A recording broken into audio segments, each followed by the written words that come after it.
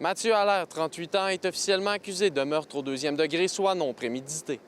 Il aurait tué sa mère dans sa résidence de Nord-Métal le 22 septembre dernier. Ce chef s'ajoute à celui d'incendie criminel, alors qu'il aurait mis le feu à la demeure où l'homicide a eu lieu. 2 avocates seront chargées de défendre Allaire. Il s'agit d'Élise Pinsonneau et de Catherine Ranalli. L'accusé demeure incarcéré dans un centre de détention de Hull en attendant la suite des procédures. Il ne peut pas entrer en contact avec plusieurs personnes, notamment des membres de sa famille. Mathieu Allaire sera de retour devant le tribunal le 9 décembre prochain pour la gestion de ses dossiers. Il y avait également le verdict de Jim Testa qui devait être prononcé ce matin au palais de justice de Rouyn-Noranda.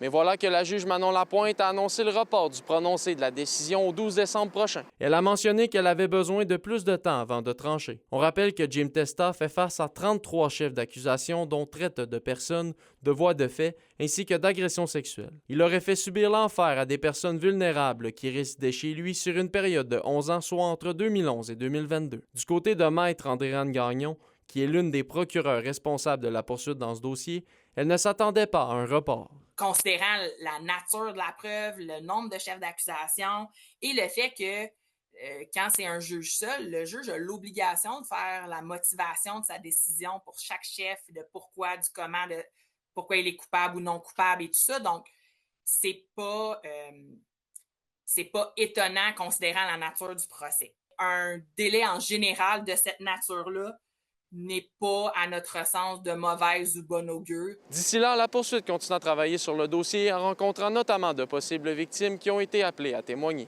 Les procureurs étudient également les peines qu'elles pourraient demander à la juge advenant que Testa ait un verdict de culpabilité.